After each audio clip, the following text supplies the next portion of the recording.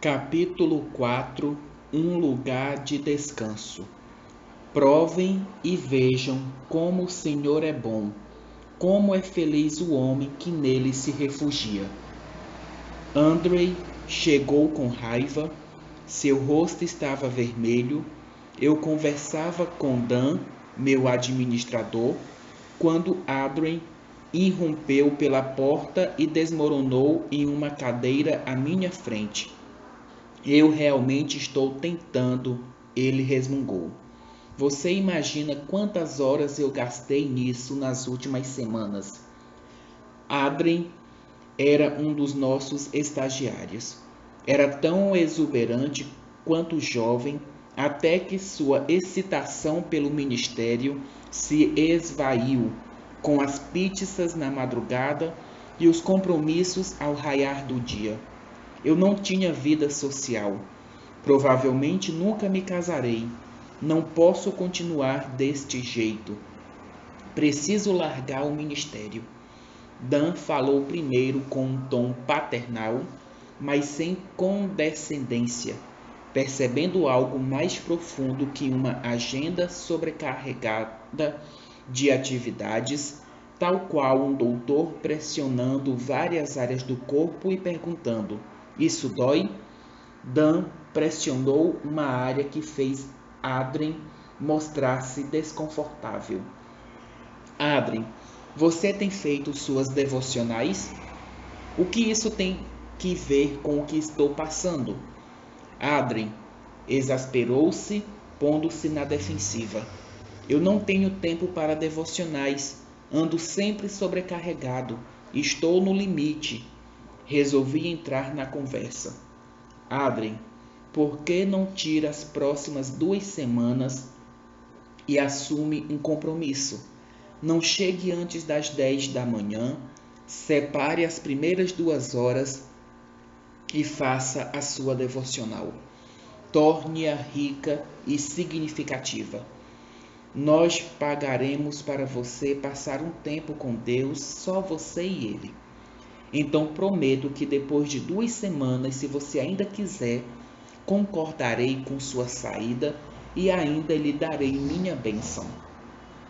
Essa não era a resposta que ele estava esperando. Talvez ele buscasse mais simpatia e uma semana livre e remunerada, mas isso faria perder o foco. Agora vá, comece imediatamente, estimulei-o. Descobri que sempre que você precisa mudar alguma coisa, pode começar pequeno, mas deve começar imediatamente. Com alguma relutância, Adrien acatou nosso conselho e deixou a sala. 2 semanas depois, eu o vi arrumando algumas cadeiras para uma reunião. Bem, Adrien, você ainda quer deixar o ministério? Deixar o ministério? Ele respondeu com um gracejo. O ministério é a minha vida. Nada se compara a isso. Ah, eu disse, você tem feito suas devocionais? Mantendo a sabedoria renovada. A essência da vida não é uma panaceia para todos os problemas que você enfrenta, mas uma coisa é certa: negligenciar as devocionais fará com que você tenha mais problemas, e isso mais rapidamente do que você possa imaginar. Passar um tempo sozinho e sem pressa com Deus é sua palavra, libera uma fonte de refrigério do íntimo do seu ser. A Bíblia diz que Salomão foi o homem mais sábio que já viveu. Quando você lê o relato de seus primeiros anos no trono, vê exemplo após exemplo de quanta sabedoria divina enriqueceu a sua vida e a sua nação. Você ouve sua oração por sabedoria, não por ouro ou fama ou poder político, e fica admirado. Você considera seu primeiro veredito para um caso extremamente difícil e balança a cabeça maravilhado. Você considera a eficiente organização do seu governo, seus extensos estudos em botânica e zoologia e consegue entender por que a Bíblia diz: Deus deu a Salomão sabedoria, discernimento extraordinário e uma abrangência de conhecimento tão imensurável quanto a areia do mar. É apesar disso, se você conhecer a história completa de Salomão, sabe que ele se envolveu em um fracasso monumental. Por quê? Como isso foi acontecer? Como ele pôde ser a pessoa mais sábia de todos os tempos e ao mesmo tempo ter vivido um dos maiores fracassos da Bíblia? Aparentemente, Salomão esqueceu qual era a fonte da sua sabedoria. Em algum ponto do caminho, Salomão deixou de buscar as profundezas de Deus e começou a depender de si mesmo. O homem que definiu a sabedoria para múltiplas gerações se tornou um insensato. Em sua assombrosa estupidez, lançou as sementes para uma desastrosa guerra civil que desembocou na ruína de todo o seu povo. Isso nunca deveria ter acontecido. O declínio de Salomão começou assim que ele abandonou suas caminhadas diárias com Deus. Uma lição que ele mesmo havia registrado em sua juventude. O temor do Senhor é o princípio da sabedoria. O que acontece quando alguém esquece ou rejeita o princípio da sabedoria? Todo o resto de sua vida entra em colapso, como um castelo de cartas diante de forte tempestade. Salomão tornou-se incapaz de ser ensinado. Melhor é um jovem pobre e sábio do que um rei idoso e tolo que já não aceita repreensão. Salomão deve ser o exemplo extremo de que não importa quão inteligente você é, quando você sabe ou quantos títulos precedem o seu nome. Se você ignorar os conselhos de Deus e se afastar dos mentores que ele providenciou, terá problemas. Pode não ser evidente de imediato, mas no final ficará óbvio para todos. A palavra manterá você preparado. O Espírito Santo sabe tudo sobre as pesadas nuvens que ameaçarão sua vida no próximo mês.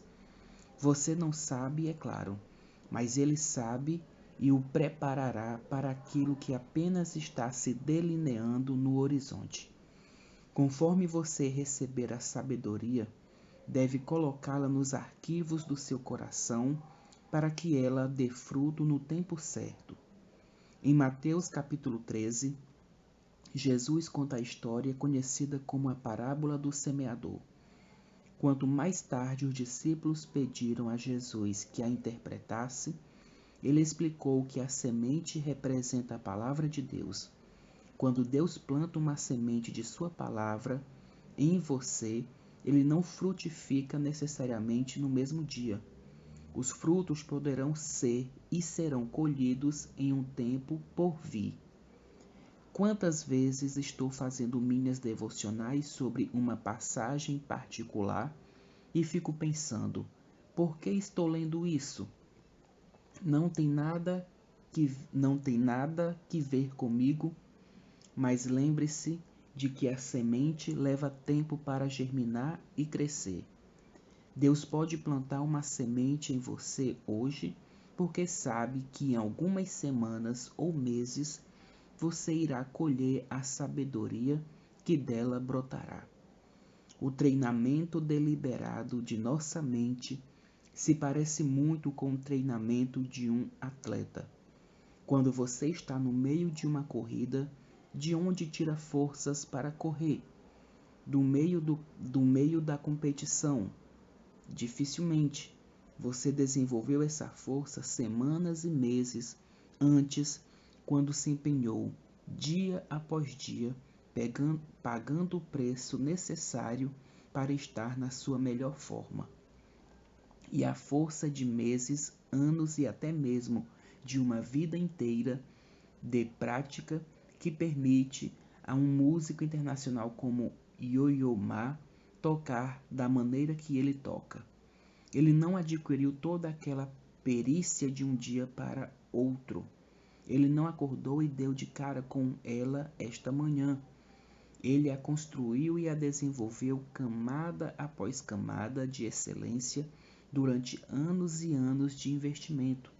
Hoje o seu desempenho é tão natural e comporta tamanha genialidade devido a toda essa disciplina e dedicação. O mesmo vale para a nossa vida espiritual. Você será confrontado com algumas circunstâncias decisivas no futuro próximo. Eu não sei quais são, nem você sabe, mas o Espírito sabe, e a missão dele é dar-lhe a sabedoria e a graça necessária para que você alcance êxito diante dessas circunstâncias. A palavra manterá você produtivo. É interessante ver o que as pessoas fazem para alcançar resultados, seja na vida afetiva, seja nos negócios ou nas finanças. Alguns apelam para correntes, outros recorrem ao horóscopo e outros confiam em um gato de porcelana ou em um pé de coelho. Esta é uma carta que as amigas de minha filha passaram adiante anos atrás enquanto cursavam o ensino médio. Uma vez que você tocar esta carta, precisa conservá-la. Esta é uma prova de amor. Começou em 1877.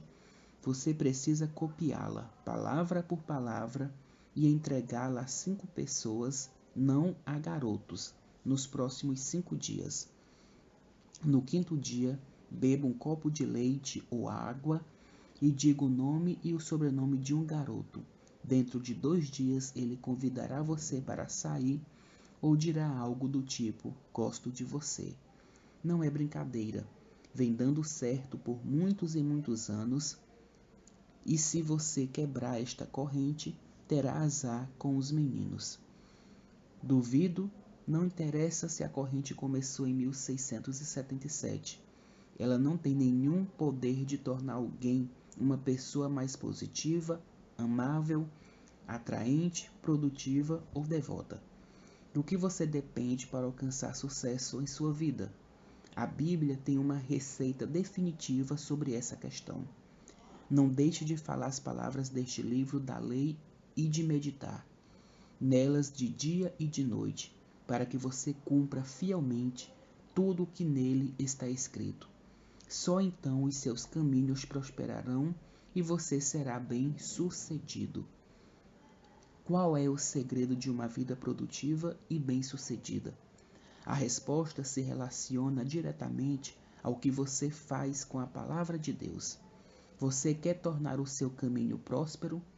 Quer experimentar sucesso em tudo o que faz? Nesse caso, Deus diz que você precisa colocar a palavra dele em seu coração, meditar nela e então agir de acordo com o poder do Espírito Santo. Se você quer sucesso, é assim que o alcançará. Jesus disse essencialmente a mesma coisa. Ele explicou que seu Pai usa a sua palavra para nos podar, a fim de nos tornar frutíferos. Veja a descrição que ele faz daquilo que torna uma vida bem-sucedida. Eu sou a videira verdadeira, e meu Pai é o agricultor. Todo ramo que estando em mim não dá fruto, ele corta. Eu sou a videira verdadeira e meu Pai é o agricultor. Todo ramo que, estando em mim, não dá fruto, ele corta. E todo que dá fruto, ele poda, para que dê mais fruto ainda. Vocês já estão limpos pela palavra que lhes tenho falado. Permaneçam em mim, e eu permanecerei em vocês. Nenhum ramo pode dar fruto por si mesmo, se não permanecer na videira. Vocês também não podem dar fruto se não permanecerem em mim. Eu sou a videira, vocês são os ramos. Se alguém permanecer em mim e eu nele, esse dará muito fruto, pois sem mim vocês não podem fazer coisa alguma. Jesus assegura que se você permanecer nele e as palavras dele permanecerem em você, haverá uma atividade evidente do Pai por intermédio de sua vida. Os seus desejos se tornarão os desejos do Pai. O seu coração se tornará o coração do Pai, e o mundo inteiro poderá ver o Pai agindo por meio de você. Se vocês permanecerem em mim e as minhas palavras permanecerem em vocês, pedirão o que quiserem e lhes será concedido. Vocês já estão limpos pela palavra que lhes tenho falado. A principal ferramenta usada pelo Pai para podar você é assim, ajudá-lo a usufruir de uma vida profundamente satisfatória e produtiva. E a palavra de Deus, o diabo sabe que se ele conseguir mantê-lo distante da palavra, você simplesmente secará. Você já experimentou isso? Eu já. Quando secamos, os frutos tendem a desaparecer da nossa vida. E por essa razão que o diabo nunca ataca os nossos frutos. Em vez disso, ele ataca o nosso relacionamento com o Senhor, tentando afastar-nos da palavra. Quando secamos, tornamos-nos mais vulneráveis à tentação.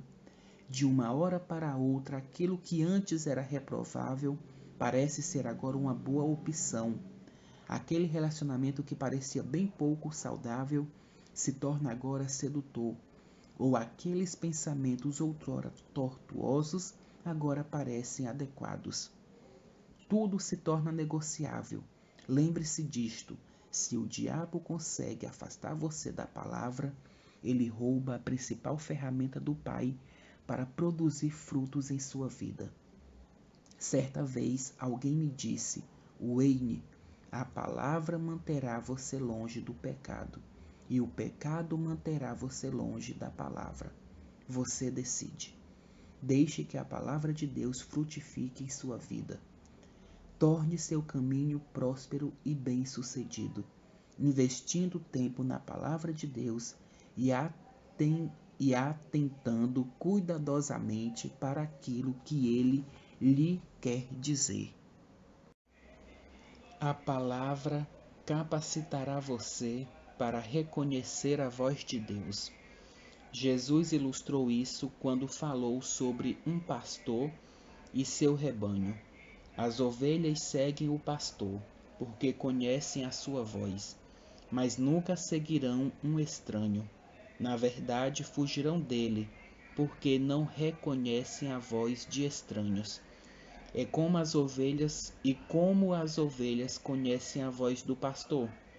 Elas a conhecem porque a ouvem muito. Elas ouvem o pastor cantar enquanto ele as conduz pelos campos e montanhas. Ouvem seu tom de voz confortador à noite enquanto as coiotes uivam à distância. Reconhecem seu timbre de voz, pois este lhes é familiar. Sabem quais são suas expressões mais comuns. Sabem que o ritmo de sua fala é forte diante do perigo e suave diante da dor. Conhecem sua autoridade, sua confiança, seu carinho e sua preocupação. E embora as ovelhas sigam aquela voz por toda parte, não seguirão um estranho porque não reconhecem a sua voz. Anos atrás, os caixas de banco foram treinados para identificar cópias falsas de uma nota de $100. Os instrutores colocaram os caixas em uma sala e lhes mostraram a nota verdadeira. Montaram aulas e seminários para lhes ensinar os padrões praticamente imperceptíveis que distinguiam as notas autênticas das falsificadas. Os caixas cheiraram as notas verdadeiras, passaram seus dedos pelas fibras e na tinta e quase provaram seu paladar. Então, quando os instrutores concluíram que os caixas estavam preparados, decidiram fazer um teste. Colocaram os caixas em frente a uma caixa transportadora carregada de notas verdadeiras. Sem ser visto, um supervisor ocasionalmente inseria uma nota falsa. Os caixas imediatamente a observavam, a manuseavam e afirmavam: não sei o que há de errado com esta aqui, mas não é verdadeira. Alguma coisa não está certa. Não, esta nota parece estranha. Como aqueles funcionários reconheceram as notas falsas tão rapidamente? Foi porque estudaram cuidadosamente as notas falsificadas? Não, eles passaram um longo tempo estudando o que era verdadeiro. Da mesma forma, só existe um caminho para distinguir entre vozes falsas e a verdadeira voz do Senhor: conhecer muito bem esta última. Quando conhecemos intimamente até os mínimos detalhes do caráter genuíno de Deus, somos capazes de identificar uma voz que fala. O único meio de desenvolver esse tipo de familiaridade é a exposição consistente à palavra de Deus. Somente sentando com o mentor divino é que passaremos a conhecê-lo intimamente e nos tornaremos capazes de distinguir a voz de um impostor. Paulo nos ensina: o próprio Satanás se disfarça de anjo de luz. Portanto, não é surpresa que os seus servos finjam que são servos da justiça. Que outra razão poderia haver para que Jesus nos avisasse? Aparecerão falsos cristos e falsos profetas, que realizarão grandes sinais e maravilhas, para, se possível, enganar até os eleitos. Assim como aprendemos a identificar apropriadamente a voz de Deus, como podemos detectar uma falsificação, um impostor, uma fraude? A melhor maneira de fazer isso é você se preparar com antecedência, estudando a palavra de Deus e reconhecendo que em cada uma de suas páginas você ouvirá o Senhor. Quanto mais você lê, mais aprenderá a reconhecer a sua voz. A palavra ajudará você a tomar decisões sábias. Sabia que você toma aproximadamente 300 decisões por dia? A que horas devo acordar? Devo tirar mais uma soneca depois que o alarme tocar? O que vou vestir? O que vou tomar no café da manhã? O que farei primeiro quando chegar ao trabalho? E por aí vai, decisão após decisão após decisão. Das nossas 300 decisões diárias, talvez 10% ou 30% delas terão desdobramentos potencialmente transformadores na sua vida. Que relacionamentos devo buscar? Em que faculdade devo estudar? É hora de formar uma família? Devo aceitar aquela oferta de trabalho? Conforme considera todas essas opções, você tira de algum lugar a informação e a motivação que mobilizam suas decisões. De onde você tira isso? Se não for do lugar certo, cuidado. Podem ser os hormônios, ou uma fantasia secreta, ou a insistente voz da carne, ou a pressão dos pares, ou o medo, ou um mecanismo de defesa. As estatísticas indicam que quando você terminar o seu curso superior, terá visto mais de 16.000 horas de televisão e terá passado 14.000 horas em uma instituição de ensino. Se você for à igreja por apenas 2 horas semanais, terá investido 2.000 horas na busca de ajuda espiritual. Assim, em termos de fonte de inspiração, quando chegar a hora de tomar uma decisão, você terá 8 vezes mais influência da TV e 7 vezes mais influência do mundo cultura e educação do que a influência recebida da igreja. Você consegue perceber o problema? Não há substituto para a inspiração que vem da palavra de Deus. Se algum de vocês tem falta de sabedoria, peça a Deus que a todos dá livremente de boa vontade, e lhe será concedida. Peça, porém, com fé, sem duvidar, pois aquele que duvida é semelhante à onda do mar levada e agitada pelo vento. Deus nos dá de sua sabedoria na medida que permanecemos na sua palavra. À medida que ela se torna parte de nós, mais e mais saberemos que essa é a decisão certa a tomar ou que essa é a coisa certa a dizer. Não apenas saberemos distinguir o certo do errado, mas também distinguiremos aquilo que é sábio daquilo que é insensato. Em nossos estágios iniciais como cristãos, lutamos com o certo e o errado, e devemos lutar mesmo. Isso dará ao nosso coração e mente algum tempo para debates e questões mais desafiadores. No entanto, uma vez que eles tenham sido resolvidos, nós nos graduamos. A maioria de nós não tropeça em diferenciar o certo do errado, mas sim em distinguir o sábio do insensato.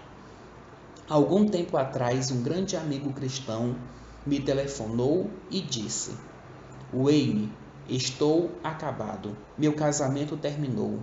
Como assim? Perguntei. Eu não tive a intenção de fazer nada errado, ele disse. Eu não estava fazendo nada errado. Ok, eu disse. Mesmo assim estou em maus lençóis. Mas o que aconteceu? Ele continuou a me contar uma história que, com algumas mudanças e ajustes, poderia ser repetida milhares de vezes, já que era semelhante a tantas outras. Eu sou inocente, pode acreditar. Sabe, uma garota do meu escritório estava passando por um problema em casa. Ela só precisava de alguém com quem conversar. Então saímos para almoçar em um restaurante próximo e, quando terminamos, sentamos no meu carro que estava parado no estacionamento. Ficamos ali um tempo. Acho que algumas coisas que eu disse devem tê-la ajudado, porque ela se aproximou e me deu uma espécie de beijo de agradecimento nos lábios. E nesse exato momento, minha esposa entrou no estacionamento. Você está mesmo acabado? Eu disse. Mas eu não fiz nada de errado, ele objetou. Não fez, eu disse, mas certamente foi bem pouco sábio. Wayne, o que vou fazer agora? Você sabe qual foi o verdadeiro problema do meu amigo? Embora ele não estivesse operando no reino do certo ou errado, falhou ao distinguir o que era sábio do que era insensato. Eu lhe disse, sua falta de sabedoria começou no escritório, quando você se dispôs a ajudar sua colega em vez de ouvi-la e encaminhá-la a uma irmã ou a um conselheiro. Você assumiu essa tarefa e começou a dar um passo estúpido atrás do outro. Não, você não fez nada de errado, mas fez algo totalmente insensato. Meu amigo levou 8 meses para recuperar a confiança da esposa. O que tornou isso ainda mais difícil foi o fato de ela estar tomando decisões insensatas havia muito tempo. Quando o último incidente ocorreu, seu casamento já balançava sobre alicerces muito frágeis. Lembre-se, a sabedoria não precisa ser obtida a um custo exorbitante. Na verdade, muitos já pagaram matrículas caríssimas para passar pela escola do sofrimento. Agora eles aguardam com expectativa a oportunidade de transmitir sua sabedoria para nós. A sabedoria custou a Sansão o casamento, a família, o ministério e seus 2 olhos. No entanto, ele mantém essa sabedoria adquirida disponível para você e para mim. Nós temos apenas de visitá-lo para que essas pérolas sejam depositadas em nosso nome. Davi pagou caro pela sabedoria que acumulou. Isso lhe custou um filho, Absalão. custou suas esposas que foram violadas por Absalão, custou o recém-nascido filho de Betseba. Essas são ideias pelas quais possivelmente não podemos pagar. De fato, nós os recebemos gratuitamente. A sala de aula está aberta. Os instrutores esperam por seus alunos. Deus é mais sábio que nós. Nós não sabemos o que Deus sabe. Quanto mais cedo aceitarmos isso, em melhor condição estaremos. Ouvindo recentemente meu amigo Isaías, ele me fez lembrar novamente o que Deus disse. Assim como os céus são mais altos do que a terra, também os meus caminhos são mais altos do que os seus caminhos, e os meus pensamentos mais altos do que os seus pensamentos. Sob o ponto de vista humano, isso equivaleria a um estudante da primeira série dizer a Pio Illit Traksvoke que não vê valor em sua música, ou a um jogador de basquete de 15 anos de idade dizer que Michael Jordan não sabe arremessar, ou a um jogador de golfe iniciante criticar o estilo de Tiger Woods. Apesar disso, ainda pensamos que Deus não tem muito para nos dizer, e se tiver, é mais uma opção do tipo pegue-a ou deixe-a. Precipitadamente, tomamos os problemas em nossas mãos, manobramos e manipulamos para obter o que queremos. Sabemos que não somos realmente os melhores, porém mostramos às pessoas os resultados dizendo: vejam o que Deus me deu. Novamente, isso é uma inversão. Eu te instruirei e o ensinarei no caminho que você deve seguir. Eu o aconselharei e cuidarei de você. Quanto mais rápido aceitarmos o treinamento dos mentores bíblicos que Deus designou para nós, em melhores condições estaremos. É muito melhor identificar um problema em nosso carro em uma revisão de rotina do que acabar chutando os pneus à beira da estrada, amaldiçoando o fabricante. Em uma visita a um mecânico, vi um cartaz interessante. Se você trouxer seu carro antes de ele quebrar, podemos fazer a manutenção a um custo de $30 a hora. Se você esperar até que ele quebre para trazê-lo, pagará $50 a hora. E se você tentar consertar o problema por conta própria e depois trouxer o carro para nós, isso lhe custará $120 a hora. Certa vez alguém me disse: o segredo de crescer em sabedoria divina é aproximar-se de Deus na condição de um completo ignorante. Diga a ele que você não sabe nada, diga que você precisa aprender a pensar, a amarrar seus sapatos, a fazer amigos e a influenciar pessoas. Diante desse tipo de coração, Deus faz a sua melhor obra. Quando Deus busca recipientes de sabedoria divina, procura por PhDs, aqueles que são pobres, humildes e desesperados. Essas são as pessoas que alimentam a emoção de nossos mentores segundo o coração de Deus. Assim como os guardiões da lenda do Santo Graal, eles esperam por nossa companhia. Não os deixe na mão.